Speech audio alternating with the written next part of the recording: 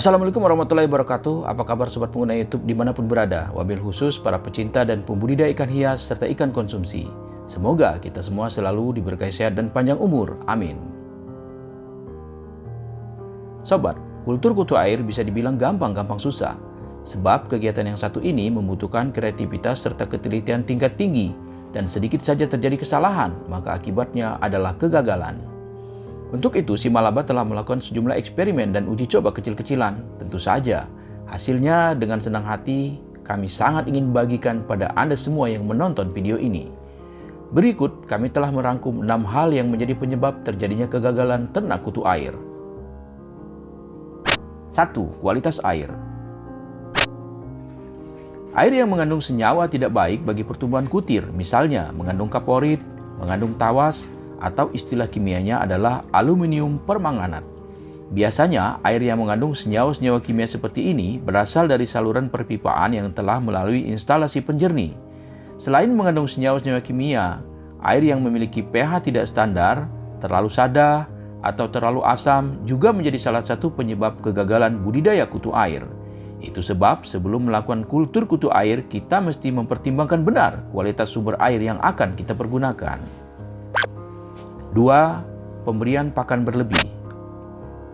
Nah, sobat, untuk pemberian pakan ini mesti hati-hati sekali, sebab pakan berlebih sering menjadi biang kerok utama kegagalan kultur kutu air. Pakan berlebih bukan membuat kutir tumbuh berlimpah, tapi justru akan menimbulkan bau serta menimbulkan racun pembunuh bagi kutu air. Terutama di awal kultur, sobat. Jumlah starter yang kita masukkan dalam media tanam tentu harus sebanding dong dengan kebutuhan pakannya. Misal, jika kita memasukkan starter sekitar 30-40 ekor, tentu pakan yang kita larutkan juga disesuaikan dengan kebutuhan jumlah tersebut. Artinya, cukup beberapa gram saja, cukup sedikit saja, sehingga air masih terlihat bening dan jangan sampai terlalu keruh, apalagi kental. 3. Oksigen berkurang. Kandungan oksigen terlarut yang tidak memadai akan membawa dampak serius bagi pertumbuhan dan perkembangan kutu air. Biasanya ini terjadi saat kultur kutu air memasuki hari kelima. Saat itu pertumbuhan kutir mulai terlihat berlimpah. Tentu kebutuhan oksigen terlarut sebagai senyawa yang dibutuhkan untuk respirasi mesti kita perhitungkan. Jika tidak, pada hari berikutnya kutir yang baru tumbuh akan hilang.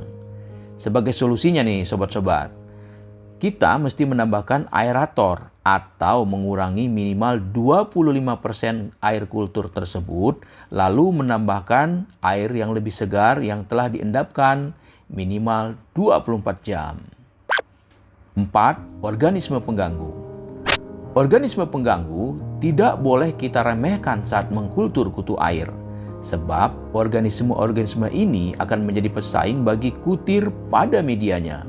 Persaingan tersebut terjadi untuk kebutuhan nutrisi, kebutuhan oksigen, dan senyawa-senyawa kimia lainnya yang dibutuhkan oleh kutir untuk berkembang.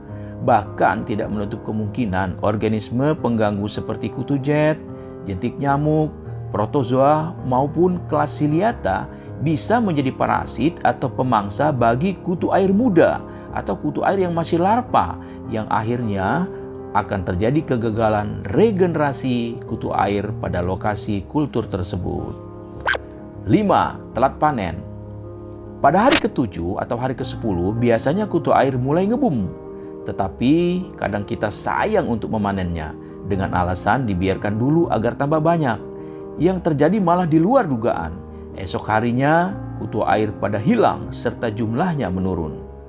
Ini sebuah kesalahan nih sobat. Ketika kutir telah ngebum, maka lakukan 2 langkah.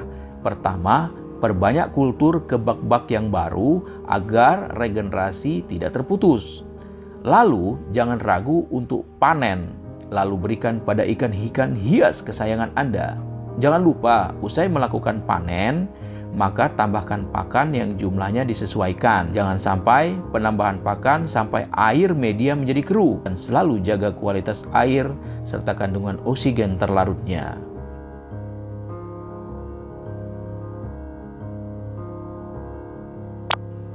6. Gonta-ganti pakan. Kita seringkali melakukan kesalahan dengan berspekulasi soal pakan.